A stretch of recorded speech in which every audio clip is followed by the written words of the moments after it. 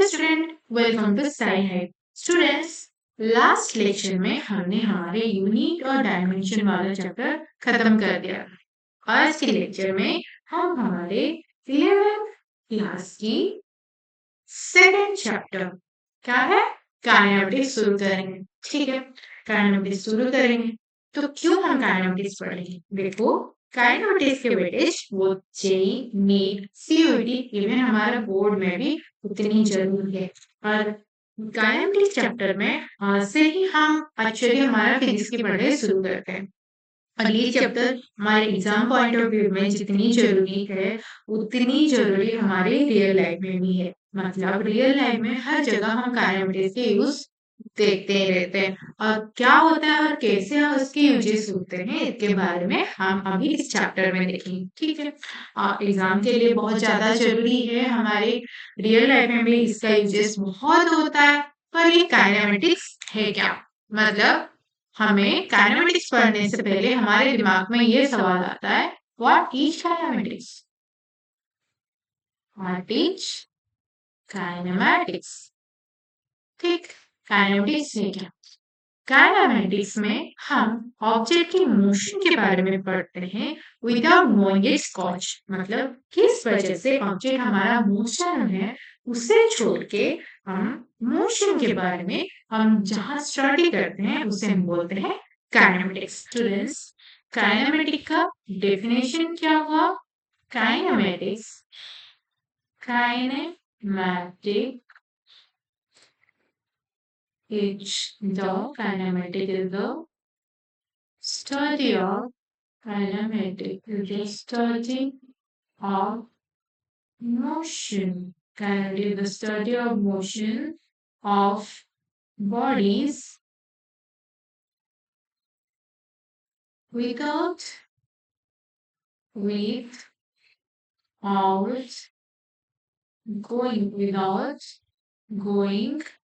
without going into the cause of its motion। Motion की शुरू होने की रीजंस को छोड़ के मोशन के बारे में पढ़ना को काइनेमेटिक्स कहते हैं। और बच्चों, हमारे काइनेमेटिक्स कुछ फिजिकल क्वांटिटी के साथ डील करते हैं। मतलब कुछ फिजिकल क्वांटिटीज है जिसे यूज करके हम किसी ऑब्जेक्ट जो मोशन में होता है उसके बारे में पढ़ेंगे या समझेंगे। मतलब कुछ ऐसे फिजिकल क्वांटिटीज जिसे यूज करके हम ऑब्जेक्ट के मोशन के बारे में पढ़ेंगे। वो सारे फिजिकल क्वांटिटीज क्या क्या है? वो सारे फिजिकल क्वांटिटीज है distance, displacement, acceleration, velocity, speed. तो मतलब कैसे देखा जाए तो मेन 5 फिजिकल क्वांटिटीज है जिसे यूज करके हम किसी भी ऑब्जेक्ट की मोशन को स्टडी करेंगे। तो सारे फिजिकल क्वांटिटीज को अगर हम एक साथ लिखेंगे तो हम क्या लिखेंगे? हम लिखेंगे kinematics. Kinematics deals with physical, किसके साथ डील करता है काइनेमेटिक्स? फिजिकल क्वांटिटीज के साथ डील करता है। और सारे फिजिकल क्वांटिटीज क्या है? हमारे पास 5 फिजिकल क्वांटिटीज है। पहला फिजिकल क्वांटिटी, पहला हम शुरू करते हैं डिस्टेंस से। ठीक, और दूसरा हमारे पास displacement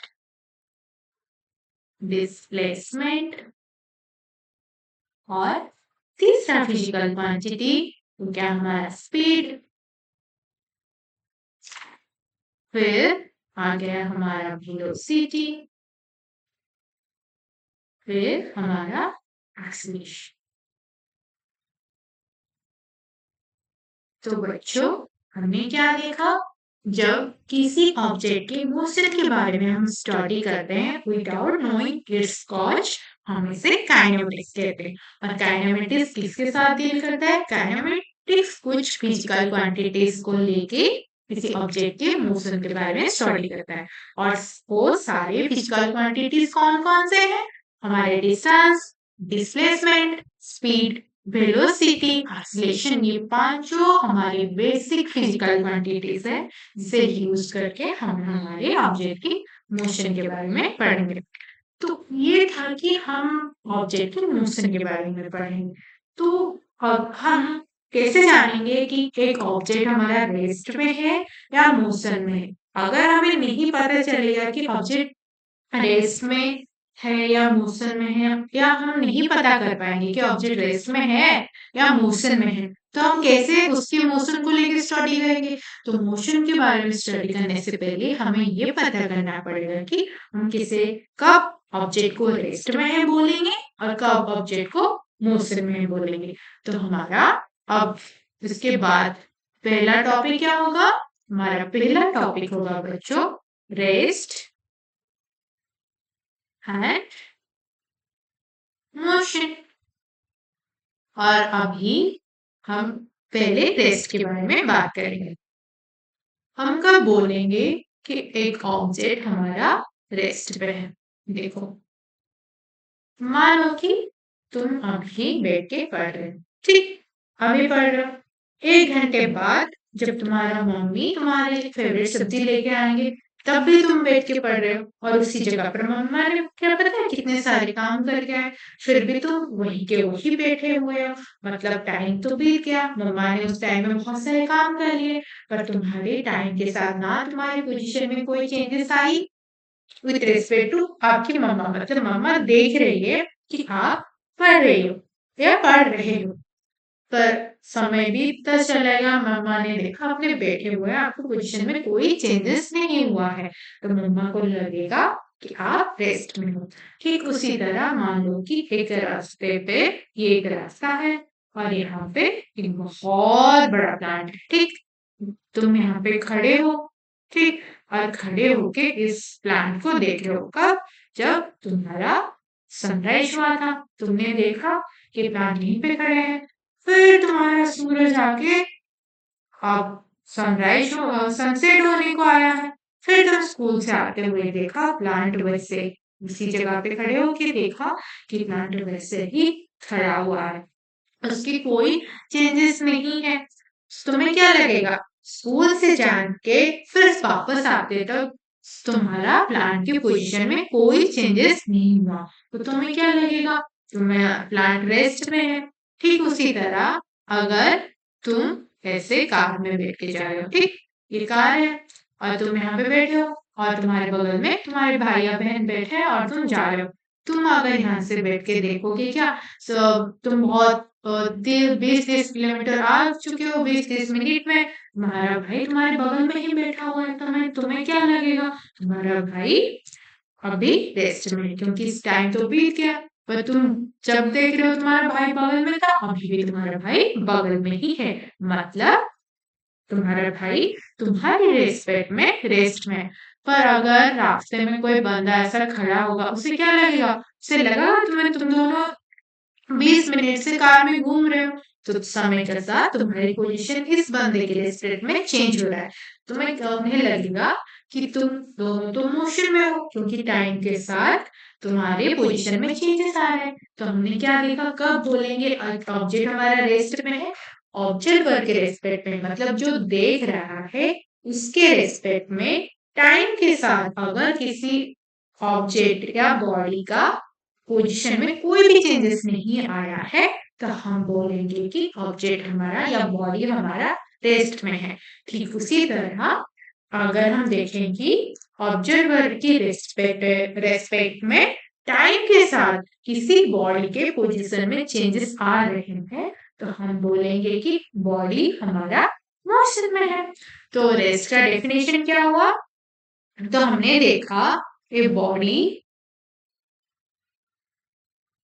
body is said to be said to be at said to be at rest if its if its position does not change with change with time. Change समय के साथ चेंज नहीं हो रहा है। Relative to surrounding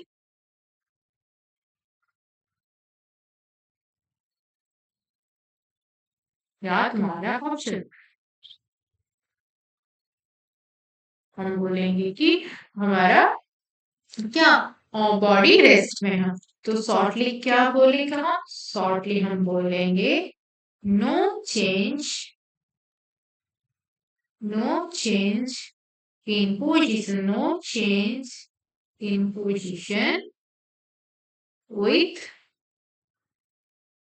time। No change in position with time को हम बोलेंगे रेस्ट में।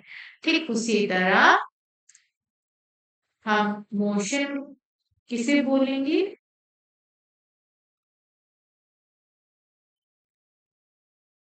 ठीक उसी तरह हमारा मोशन का डेफिनेशन होगा an object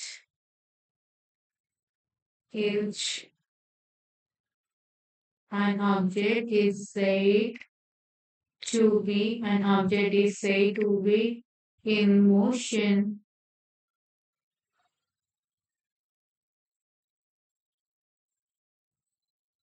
with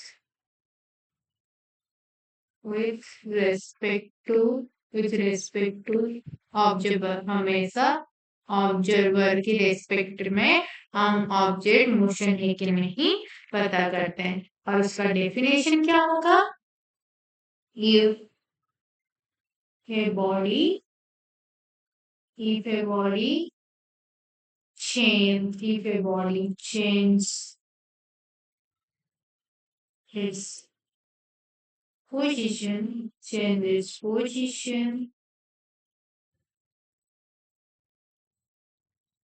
with time, with respect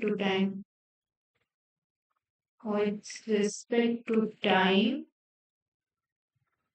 to that observer। अगर किसी बॉडी उसका पोजीशन का चेंजेस करता है टाइम के साथ with respect to that observer, हम बोलेंगे कि हमारा बॉडी मोशन में। हमने क्या देखा कि ऑब्जर्वर की रेस्पेक्टिव में मतलब रिलेटिव में हम किसी ऑब्जेक्ट को या बॉडी को रेस्ट में है या मोशन में है बोल सकते हैं। तो हमें इससे क्या पता चला? हमें इससे ये पता चला कि हमारा रेस्ट और मोशन कहाँ गया?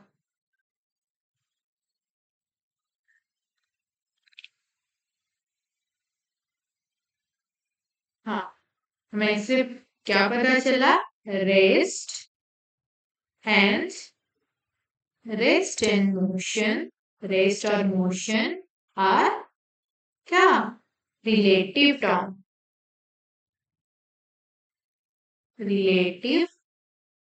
Terms and are not absolute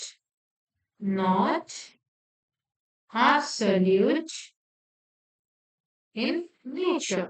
ये एक ऑब्जेक्ट रेस्ट में है या मोशन में है, ये ऑब्जर्वर के रेस्पेक्टिव मतलब रिलेटिव में ही डिसाइड होता है। जैसे कि हम ट्रेन का एग्जाम्पल लिए या कार की, जैसे मान लो कि ट्रेन में तुम लोग बैठे हो, तुम यहाँ पे बैठे हो, तुम्हारे पे बगल में जो बैठा है तुम्हें क्या लगेगा? 2 घंटे से वो इंसान वैसे ही वहां पे ही बैठा हुआ है, मतलब तुम्हारे रेस्पेक्ट में, तुम्हारे रिलेटिव में ये बंदा रेस में है। पर जो स्टेशन के प्लेटफॉर्म में खड़ा है उसे क्या लगेगा? तुम दोनों ट्रेन के साथ मूव कर रहे हो। स्टेशन के प्लेटफॉर्म में जो बंदा खड़ा है उसके रेस्पेक्टिव में तुम दोनों किसमें हो? मोशन में हो। ये था रेस्ट और मोशन के बाद। अब आते हैं हमारे फिजिकल क्वांटिटीज के बारे में। तो पहला हो गया हमारा डिस्टेंस और डिस्प्लेसमेंट। मान लो कि तुम स्कूल से तुम्हें घर जाना है, ये हो गया तुम्हारा स्कूल से तुम्हें जाना है कहाँ? तुम्हारा घर मतलब फोन। तो जाना तो स्ट्रेट है तुम्हें घर से स्कूल, पर तुम हो थोड़े बदतमीज, थोड़े नटखट, तो तुम क्या करोगे? स्कूल से निकलोगे, जाओगे एक दुकान पे, मान लो कि कोई शॉपिंग कॉम्प्लेक्स पे चले गए, ठीक। फिर वहां से क्या करोगे? कुछ दोस्त मिल गया, क्या करोगे? एक फ्रेंड के घर चले गए। फिर उसके बाद रास्ते में तुम्हारा नानी घर आ गया, तो नानी घर चले चुक गए। फिर उसके बाद जाके शाम को टहल के तुम घर पहुंचे। फिर जाना कहाँ था? तुम्हें जाना था स्कूल से डायरेक्ट घर, मतलब सीधा घर। और तुम गए कहाँ? प्रथमे पहले गए शॉपिंग कॉम्प्लेक्स, फिर उसके बाद कहाँ गए? फ्रेंड के हाउस, फिर उसके बाद गए नानी घर, फिर तुम घूम फिर के घर पहुंच गए। मतलब जाना था तो तुम्हें सीधे, पर तुमने गए घूम फिर के। तो क्या समझे? तो यहाँ पे डिस्प्लेसमेंट डिस्टेंस कैसे मेजर करेंगे? देखो, जो टोटल तुमने जितने रास्ते से कवर किया उसे हम बोलेंगे डिस्टेंस। मतलब डिस्टेंस क्या हुआ? डिस्टेंस हुआ टोटल पाथ लेंथ, ठीक। किस डायरेक्शन में गए हम वहां पे डिस्टेंस पे कंसिडर नहीं करेंगे, सिर्फ कितने रास्ते गए उसको कंसिडर करेंगे। मतलब डिस्टेंस का कोई डायरेक्शन नहीं होता, डिस्टेंस का सिर्फ मैग्नीट्यूड होता है। और हमें पता है जब किसी क्वांटिटी का सिर्फ मैग्नीट्यूड होता है और उसका डायरेक्शन नहीं होता, उस क्वांटिटी को हम क्या बोलते हैं? उस क्वांटिटी को हम बोलते हैं स्केलर क्वांटिटी। तो डिस्टेंस क्या हुआ? डिस्टेंस हमारा एक स्केलर क्वांटिटी हुआ, ठीक। और हम डिस्टेंस को किससे मेजर करेंगे? डिस्टेंस को मेजर करेंगे हम मीटर में या किलोमीटर में। अगर ज्यादा दूर हुआ तो ज्यादा दूर चलेंगे तो किलोमीटर में। अगर डिस्टेंस का, अगर हम ऐसे तो बोलेंगे डिस्टेंस क्या है? डिस्टेंस है टोटल पाथ लेंथ। पर अगर हम उसे डेफिनेशन कोई बोर्ड में पूछते हैं कि डिस्टेंस का डेफिनेशन लिखो, तो क्या लिखोगे? डिस्टेंस का डेफिनेशन होगा total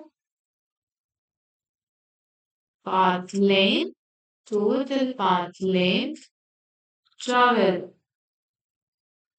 total path length travels by a body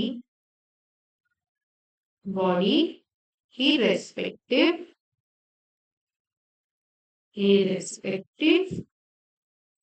of direction। Direction के सिवाय अगर कोई ऑब्जेक्ट जितना रास्ता ट्रैवल किया हम उसे बोलते हैं उसका डिस्टेंस, ठीक। पर हमने क्या देखा था? तुम्हें जाना था स्कूल से घर। अगर तुम ज्यादा ना घूमकर स्कूल से डायरेक्ट घर चले जाते तो तुम क्या करते? सबसे शॉर्ट डिस्टेंस ट्रैवल करते और जब स्कूल से निकले ऐसे सीधे घर पहुंच गए, सीधा, बिना इधर उधर मुड़े। तुम्हें पता चल गया कौन से डायरेक्शन में मेरा घर है। रास्ते में गटर आए, नाली आ जाए, कुत्ते काट ले, कुछ फर्क नहीं पड़ता, बस तुम्हें उसी डायरेक्शन में चलते हुए जाना है, जाके तुम पहुंच गए अपने घर में। मतलब स्कूल से तुम्हारे जिस डायरेक्शन में तुम्हारा घर है उसी डायरेक्शन में कुछ ना मानते हुए अगर तुम चलते चले और जाके तुम्हारे घर पहुंच गए तो वो होगा स्कूल और तुम्हारे घर के बीच का सबसे शॉर्टेस्ट रास्ता। और वो कैसा होगा? वो स्ट्रेट लाइन होगा, क्योंकि तुम सीधे सीधे स्कूल से घर के डायरेक्शन में ही निकले थे। और ये जो स्कूल से घर के डायरेक्शन में हमने जो छोटा सा रास्ता ट्रैवल किया, हम इसे ही बोलते हैं हमारा डिस्प्लेसमेंट। तो डिस्प्लेसमेंट कहाँ गया? तो हमारा डिस्प्लेसमेंट डिस्प्लेसमेंट का क्या है? तो हमने देखा कि डिस्प्लेसमेंट का बोथ मैग्नीट्यूड है, क्योंकि हमने शॉर्टेस्ट रोड ट्रैवल किया। और क्या, कैसे ट्रैवल किया? स्कूल से के जिस डायरेक्शन में घर है, मतलब उसका डायरेक्शन भी है, एस की उसका मैग्नीट्यूड भी है और डायरेक्शन भी है। तो डिस्प्लेसमेंट हमारा कैसे क्वांटिटी हुआ? डिस्प्लेसमेंट हमारा एक वेक्टर क्वांटिटी हुआ, ठीक। तो उसका बोथ मैग्नीट्यूड और डायरेक्शन हुआ। पर ये क्या था? ये एक पाथ लेंथ था। लेंथ को हम किससे मेजर करते हैं? लेंथ को हम मीटर या किलोमीटर में मेजर करते हैं। तो डिस्प्लेसमेंट का क्या यूनिट हुआ बच्चों? डिस्प्लेसमेंट का यूनिट हुआ मीटर या किलोमीटर। उसके साथ साथ उसका डायमेंशन क्या हुआ? एल। एल हुआ इसका डायमेंशन। ठीक उसी तरह अगर हम डिस्प्लेसमेंट का क्या लिखेंगे, डेफिनेशन लिखेंगे, तो क्या होगा? इसका डेफिनेशन होगा द शॉर्टेस्ट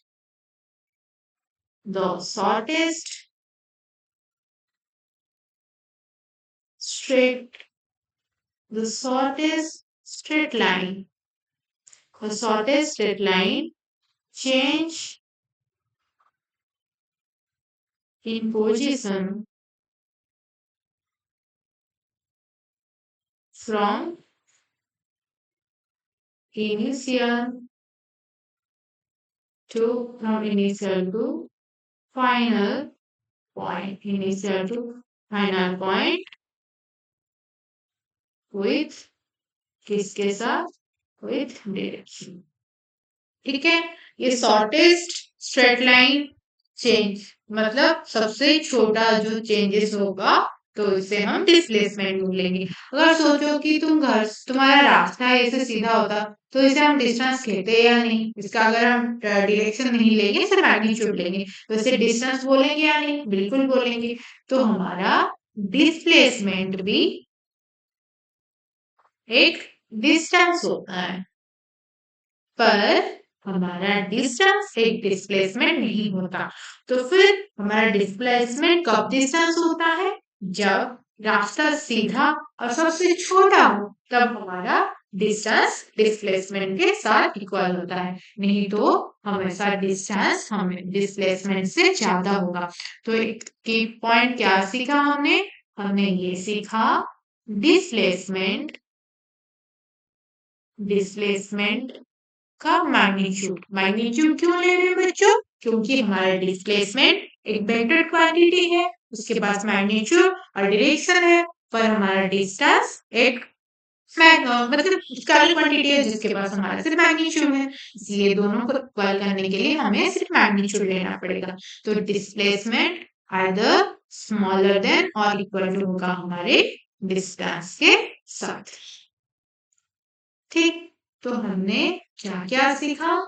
हमने यहाँ पे देखा डिस्टेंस एक स्केलर क्वांटिटी है जिसके पास सिर्फ मैग्नीट्यूड है और उसके पास कोई डायरेक्शन नहीं है, ऑलवेज पॉजिटिव होता है और जीरो होता है। तो डिस्टेंस हमारा जीरो हो सकता है पर चेंज नेगेटिव नहीं हो सकता। और किसके ऊपर डिपेंड करता है? Depends on the actual path taken. जितने असल में हमने जितने पाथ ट्रैवल करते हैं वही हमारा डिस्टेंस होता है। इंक्रीजेस कंटिन्यूअसली विद मोशन और मोशन के साथ हमारा डिस्टेंस हमेशा इंक्रीज करता रहता है पर कभी डिक्रीज नहीं करता। और डिस्टेंस को हम किससे मेजर करते हैं? डिस्टेंस को हम मीटर या किलोमीटर में मेजर करते हैं। तो गोइंग इन ए सर्कल क्या डिस्टेंस जीरो होगा? मतलब सोचो तुम ए पॉइंट से शुरू किए तुम्हारा ट्रैवल करना और घूम के से सर्कल में घूम के आके ए पॉइंट पे पहुंच गए। तो और जिसका रेडियस था 8 तुम उसका डिस्टेंस कितना रास्ता कवर किए? तुम्हें क्या करोगे? इसका सर्कल रेडियस निकालोगे 2 पाई आर करके, तो तुम्हें पता चल जाएगा कि तुम कितने डिस्टेंस ट्रैवल किए। पर उसी जगह हम अगर डिस्प्लेसमेंट देखेंगे तो हम डिस्प्लेसमेंट में क्या करते हैं? पोजीशन ऑफ फाइनल पॉइंट और पोजीशन ऑफ इनिशियल पॉइंट को माइनस करते हैं। हमारा फाइनल पॉइंट क्या था? फाइनल पॉइंट हमारा ए था और इनिशियल पॉइंट भी ए था, तो हमारा डिस्प्लेसमेंट जीरो हो गया। मतलब जब हम किसी क्लोज्ड पाथ के अराउंड ट्रैवल करते हैं तब हमारा डिस्प्लेसमेंट जीरो हो जाता है पर हमारा डिस्टेंस तब जीरो नहीं होता। ठीक उसी तरह डिस्प्लेसमेंट क्या है? डिस्प्लेसमेंट एक वेक्टर क्वांटिटी है जिसके पास बोथ मैग्नीट्यूड और डायरेक्शन है।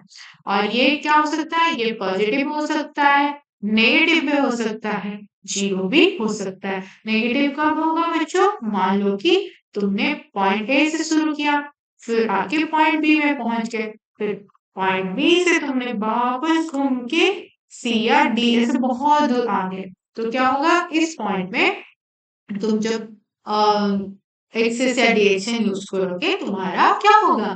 तुम्हारा डिस्प्लेसमेंट नेगेटिव में जरूर आएगा। और हमने देखा था क्लोज पाथ के अराउंड जब हम मूव करते हैं तब हमारा डिस्प्लेसमेंट 0 हो जाता है। तो डिपेंड्स ओनली ऑन इनिशियल और final position, not the path. Path पे डिपेंड ही नहीं करता। डिस्प्लेसमेंट किस पे डिपेंड करता है? फाइनल पोजीशन और इनिशियल पोजीशन में डिपेंड करता है। और क्या देखा हमने? Can be 0 even if the distance is equal to not equal to 0। चाहे डिस्टेंस 0 ना हो पर डिस्प्लेसमेंट 0 हो सकता है।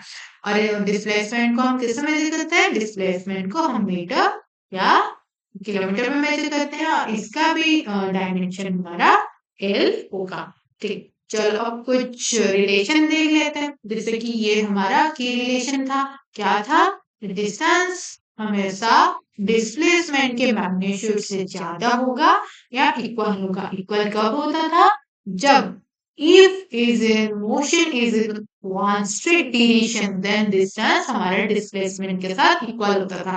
if direction changes, अगर डायरेक्शन चेंज हुए तो हमारा डिस्टेंस डिस्प्लेसमेंट से ज्यादा होगा।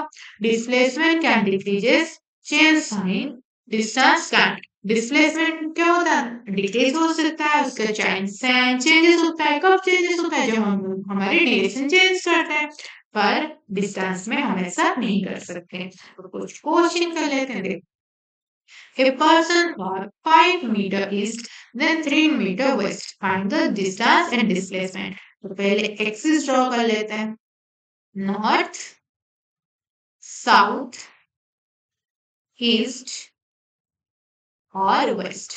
मान लो कि ओरिजिन में कोई हमारा खड़ा था, ठीक, और उसने 5 मीटर ईस्ट में आ गए, आके ए पॉइंट पे पहुंच गए। फिर 3 मीटर चला हमारे वेस्ट मतलब नेगेटिव साइड में, तो हमारा 3 मीटर चल के पहुंचा पॉइंट पी पे। तो हमारा डिस्टेंस क्या होगा? डिस्टेंस होता है टोटल पाथ लेंथ। तो पहले कितना गया? पहले गया 5 मीटर, उसके बाद गया 3 मीटर। 5 मीटर 3 मीटर मिलके उन्हें 8 मीटर। ठीक उसी तरह अगर हम डिस्प्लेसमेंट निकालें, डिस्प्लेसमेंट पहले पॉजिटिव साइड में हो गया 5 मीटर, फिर नेगेटिव मतलब वेस्ट साइड आया 3 मीटर। तो उसका कितना चेंजेस हुआ बच्चों? 2 मीटर हुआ डिस्प्लेसमेंट। ठीक उसी दूसरे क्वेश्चन पे आते हैं। Student goes 10 metre north, come back to the starting point. मतलब नॉर्थ में शुरू किया था स्टूडेंट, गया कितना? 10 मीटर, फिर उसी पॉइंट से वापस आ गया। कितना आया? 10 मीटर। तो डिस्टेंस कैसे निकालेंगे? डिस्टेंस 10 मीटर गया था, वापस आ गया 10 मीटर, टोटल ट्रेवल किया 20 मीटर। देखो जिस पॉइंट से गया था उसी पॉइंट को वापस आ गया। मतलब यहाँ पे इनिशियल पॉइंट इक्वल टू हमारे फाइनल पॉइंट हो गया। जब हमारा initial point equal to final point हुआ तो हमारा डिस्प्लेसमेंट क्या होगा? Final point minus initial point क्योंकि फाइनल पॉइंट का पोजीशन और इनिशियल पॉइंट का पोजीशन दोनों ही सेम। अब देखो एक रेडियस तुम्हारा 7 मीटर हो गया और उसके अलोंग सेमी सर्कल में मूव करो, मतलब तुम्हारा रेडियस हुआ 7 मीटर और ये सेमी सर्कल है। सेमी सर्कल की ओर तुम ऐसे घूम रहे हो। तो पॉइंट ए से शुरू किया, पॉइंट ए बी से पहुंच गए, ये हमारा ओरिजिन। तो कितना घूमे? हाफ ऑफ डिस्टेंस हो गया, हाफ ऑफ सर्कमफेरेंस। तो पाई आर डिवाइडेड बाय 2, तो निकला हमारा पाई आर। पाई हम किससे कैलकुलेट करते हैं? 22/7 इंटू 7, जिससे आया हमारा 22 मीटर। तो फिर हमारा डिस्प्लेसमेंट इनिशियल पॉइंट था ए, पहुंचे पॉइंट बी से, तो इनिशियल पॉइंट और फाइनल पॉइंट के बीच का डिस्टेंस हो गया हमारा 2 इंटू आर, जिसे बोलते हैं हम डायमीटर। तो डिस्प्लेसमेंट हमारा डायमीटर दिया जिसे हम कैलकुलेट करेंगे 2r से, मतलब 7 into 2 that is equal to 14 metre, या तुम 7 + 7 ऐसे भी 14 मीटर निकाल सकते हो। A body move along four sides of a square each side is 4 metre. मान लो कि ये तुम्हारा एक स्क्वायर है, ठीक। ए पॉइंट से शुरू किया, बी पॉइंट पहुंचे, फिर सी पॉइंट पहुंचे, फिर डी पॉइंट, डी, फिर आके फिर से ए पॉइंट में। मतलब हमारा फाइनल पॉइंट था ए और इनिशियल पॉइंट भी था ए। इनिशियल पॉइंट और फाइनल पॉइंट सेम है और हमें पता है क्लोज्ड पाथ के अलोंग मूव करने से हमारा डिस्प्लेसमेंट कितना हो जाता है? डिस्प्लेसमेंट हो जाता है 0। और डिस्टेंस क्या हुआ? डिस्टेंस हुआ 2 प्लस 2 प्लस 2 प्लस 2 मतलब 8 मीटर, ठीक। अब next question, which is always true? Distance equal to displacement. Distance is greater than or equal to displacement, or distance is smaller than equal to displacement, or distance is smaller than displacement. हमने बच्चों देखा था कि distance हमेशा displacement में ज्यादा होता है, सिर्फ एक केस में जब हमारा डिस्टेंस सबसे मिनिमम और स्ट्रेट लाइन होता है तभी हमारा डिस्टेंस डिस्प्लेसमेंट के साथ इक्वल होता है। तो हमारा ऑप्शन बी होगा करेक्ट, मतलब distance is always greater than और इक्वल टू डिस्प्लेसमेंट। और ठीक उसी तरह कैन डिस्प्लेसमेंट बी नेगेटिव? क्या डिस्प्लेसमेंट नेगेटिव हो सकता है? बिल्कुल हो सकता है। Particle move and return to start. Particle move करना शुरू किया और तुम्हारा स्टार्टिंग पॉइंट में आ गया। What is the displacement? जहां से शुरू किया था वहीं पे पहुंच गया, तो क्या होगा? हमारा 0 होगा। तो ये था हमारा डिस्टेंस और डिस्प्लेसमेंट। यहीं पे आज की क्लास खत्म करते हैं। नेक्स्ट क्लास में मिलते हैं स्पीड और वेलोसिटी के साथ। तब तक ऑल द बेस्ट।